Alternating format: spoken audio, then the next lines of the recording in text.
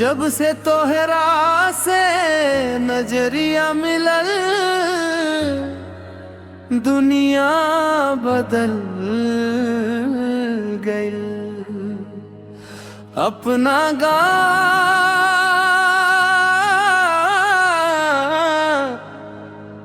अपना गली, अपना ठिकाना छोड़ के तोहरे प्यार में हम परदेस हो गई। सजना तोहरे प्यार में हम परदेस हो गईनी। तोहरे खातिर अपना सपना सब छोड़ दिहनी। दिनवा होके चाहे अंधियारी रात का, दिल में बस तोहे नाम लिख दिहनी। सजना तोहरे प्यार में हम परदेस हो गईनी। तोहरे बिना अब कुछो ना सुहानी। जियरा के हर धड़कन कहे सजनानी, तू ही हमर कहानी, तू ही जिंदगानी।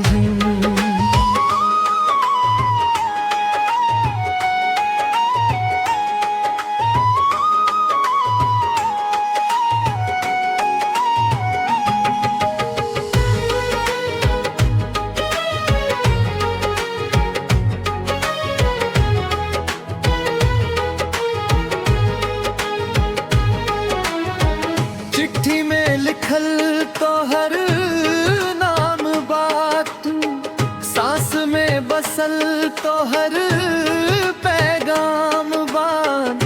दूर रह के भी लागे सजना, हर पल तू हमरा संग बा। चांद के रोशनी में तोहरा देखली रा, सपना में रोज तोहरा से मिली रा। आँख खुलते ही दिल रोवे, कब अईबू तू ए जान कहीं रे। सजना तोहरे प्यार में हम परदेस हो गईनी। तोहरे खातिर अपना सपना सब छोड़ दिहनी।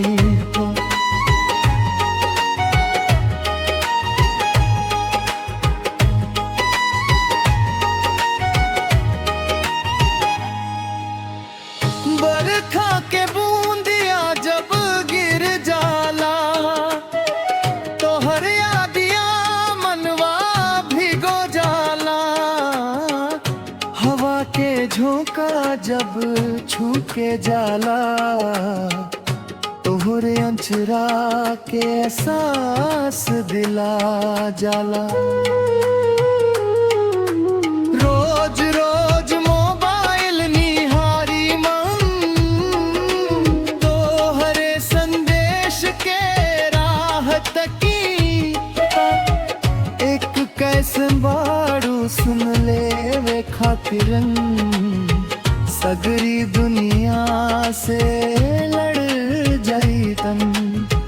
रात भर तारा गिनी हम चंद, नाम तोहार जपी हम।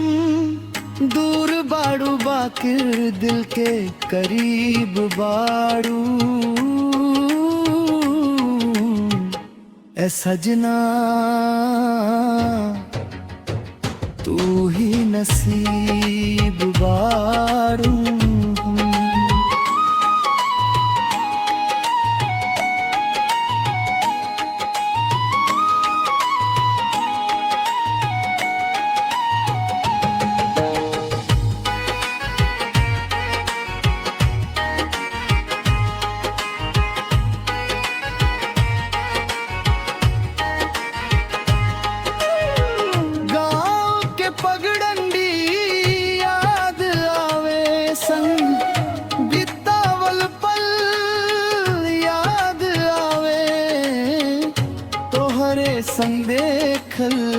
सपना सभे आज वो दिल में जिंदाबा। जब लौट के अबू तू सजना,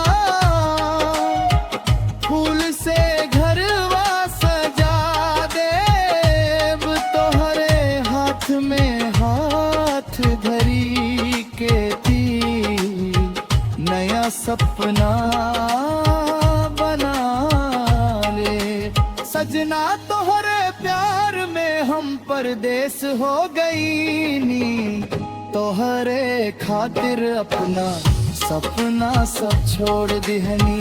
दिनवा होके चाहे अंधियारी रात गा, दिल में बस तोहे नाम लिख दो नहीं।